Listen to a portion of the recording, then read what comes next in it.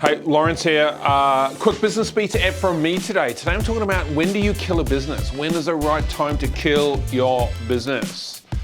Kill all the unicorns and move on with your life. That's what we're talking about today. Thanks for joining.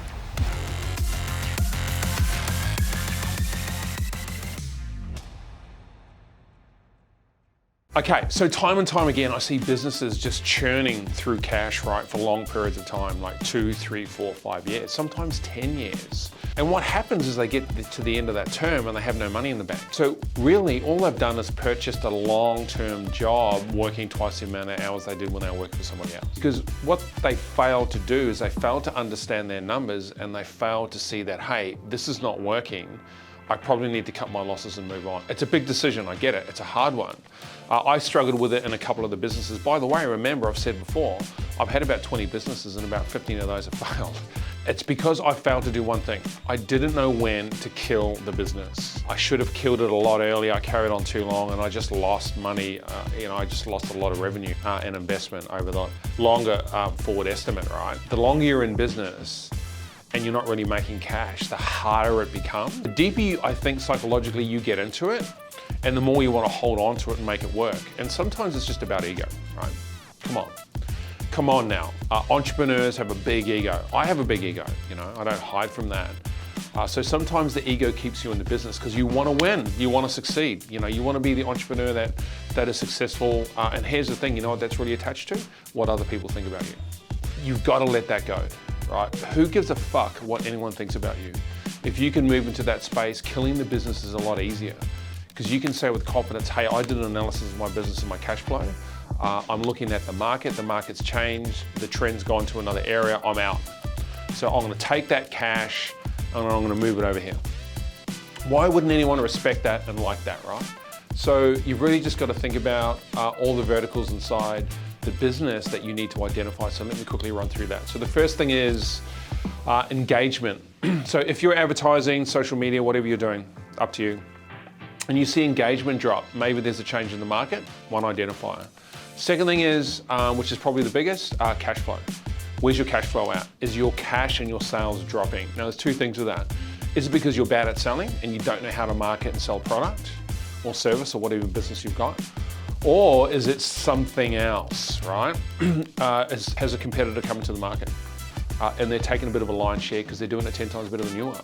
So you've really got to think about, okay, is there a market here? And am I just really bad at what I do? Like, do I suck at trying to sell my service inside this market? Or is it, I'm so good, I was the market leader and now I'm not? Or I'm on the wrong vehicle. The vehicle's wrong, right? Maybe you're in a vehicle where you can't sell fingernail extensions and build $1 billion company. It's not gonna work. How many salons can you have that will do that? Just because the cost is so low. So if you're charging a $70 unit, for me, that cost is too low.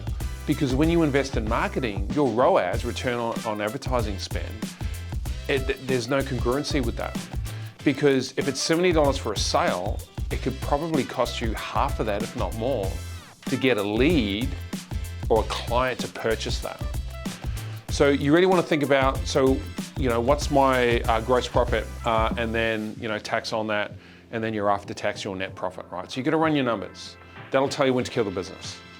So a couple of things, market analysis, internal analysis about yourself. Do you know what you're doing? Is it just about skill set? Do you need to learn it?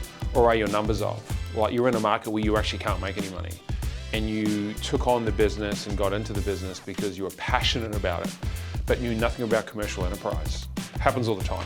I've talked about it before, Mary and Matt, they go and buy a cafe, they borrow $200,000 against the mortgage, which they've only got 30% left before they pay it off. So they take it back to 50.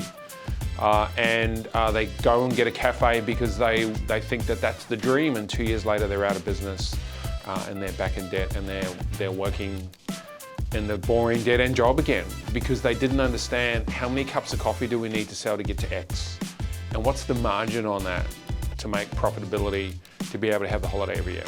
So when to kill a business, think about it. It's really important. I think more people should do it. I think they run the business into the ground until it's too late and they're stressed out, full of anxiety, and it just hits them emotionally and the family as well, right? So you just got to know when to do it. It's better to do it early, but here's the thing, seek advice from an accountant, from a professional, plus do your own analysis and take that data to them, and they can probably help you out with that. But if you're not making money, you need to do that now. I'll say that again, if you are not making money in your business and you've been in business for 12 months, you need to do an analysis of it, and you need to look at it now, because you don't want to be there in another 12 months or 24 months, 3 years down the track, and you're still broke. So sometimes kill the business, right? I hope that helped. I appreciate you joining. Look forward to speaking to you next time. Look, I hope you found something that you liked or that you think may work for your business. If you haven't already, click the subscribe button. We try to push out as much content and good content as we can. Really appreciate your watching, and look forward to speaking to you next time.